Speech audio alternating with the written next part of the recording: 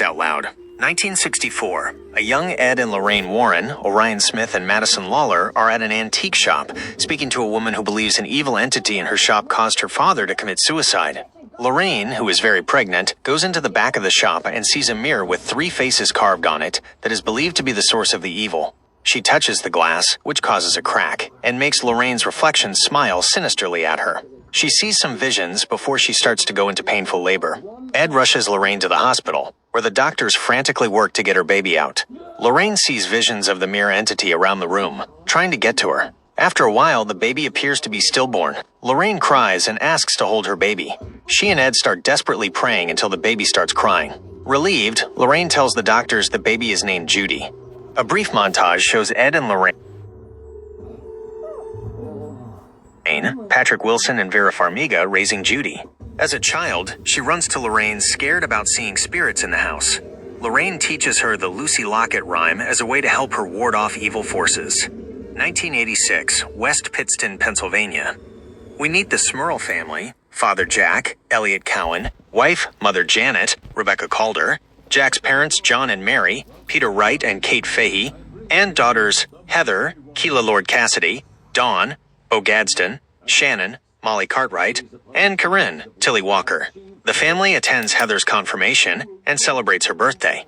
John has bought her an antique mirror as a gift, the same mirror that the Warrens encountered.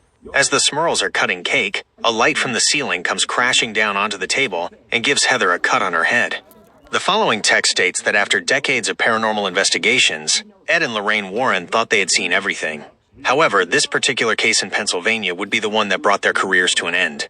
Ed and Lorraine are currently on a hiatus from paranormal work, choosing to give lectures at a university. They have dinner with a now-adult Judy, Mia Tomlinson, who is implied to still be experiencing hauntings, something that Lorraine notices at the restaurant as it looks like Judy is whispering in tongues.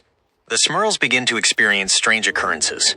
Janet is on the phone and has the cord pulled back, believing it to be the younger girls playing a prank, until she sees that nobody is in the closet where the phone was pulled into. Later, Shannon sees one of her toy dolls moving on its own before it floats up, and she sees the creepy image of an old hag spirit smiling at her, causing her to scream and run out of her room in a panic.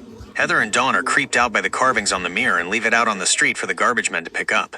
In the morning, when the mirror is being crushed inside the truck, Dawn starts to get sick and begins to vomit blood and pieces of glass before she is taken to the hospital. Ed is seeing his doctor, who warns him about his health and his risk of having another heart attack. He later goes back to the house, where Lorraine is hosting a birthday party for him. Judy brings her boyfriend, Tony Spera, Ben Hardy, whom she has been seeing for 6 months. Father Gordon, Stephen Coulter, also attends, telling the Warrens that the Smurls have been trying to get in touch with them, but the Warrens are still on their hiatus. Judy has been experiencing visions like her mother, being haunted by Annabelle, and the creepy hag that appeared before Shannon. Later, Tony approaches Ed and Lorraine to ask for their blessing to ask Judy to marry him. While Lorraine is thrilled, Ed is less on board, thinking it's too early. However, Judy sees the ring, and Ed allows Tony to go ahead and propose, which Judy happily accepts. Back at the Smurl house, the girls show concern for what is happening, but Jack doesn't believe there is any correlation between what happened to Dawn and anything else going on. Later at night, something causes Jack to levitate over his bed.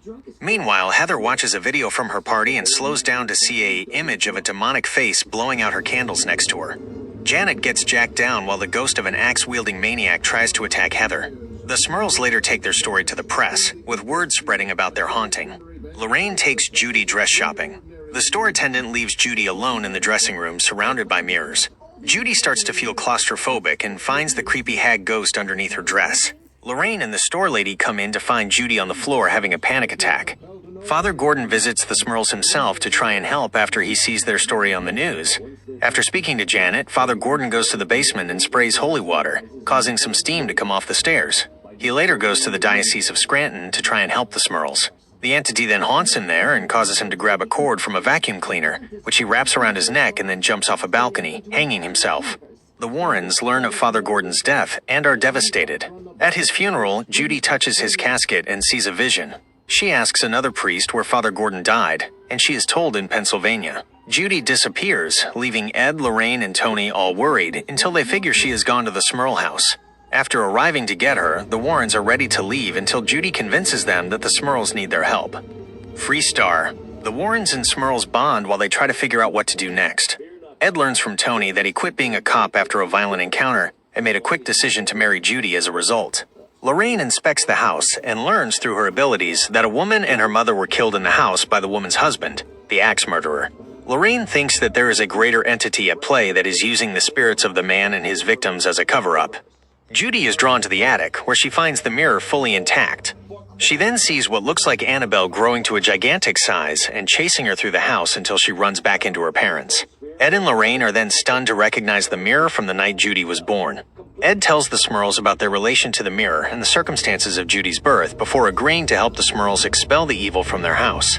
Ed and Jack attempt to move the mirror out of the attic. The mirror starts to untie itself and frees itself from their grasp. The spirits attack both families, knocking Lorraine into the basement and locking her in there, while Judy is possessed to go up to the attic in an attempt by the spirit to get her to hang herself.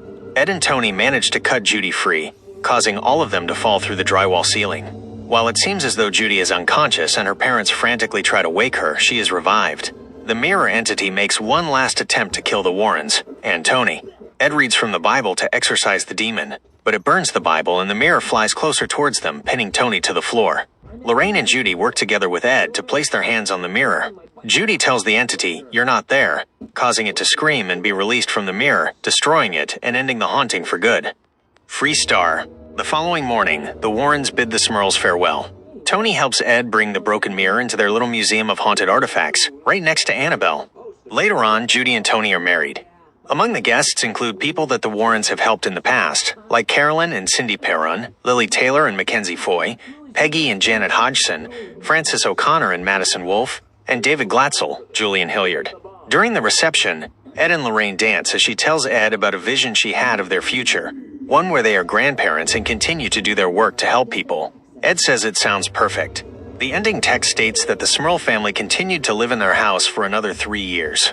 They credit the paranormal events for strengthening their friendship. Ed and Lorraine Warren were married for 50 years until Ed's health took a sharp decline, where Lorraine cared for him until his death in 2006.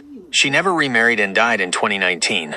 While the Warrens' paranormal research was not highly regarded in the scientific community, they are credited as being pioneers in their field for the work they did and the people they helped. Related movies: Insidious,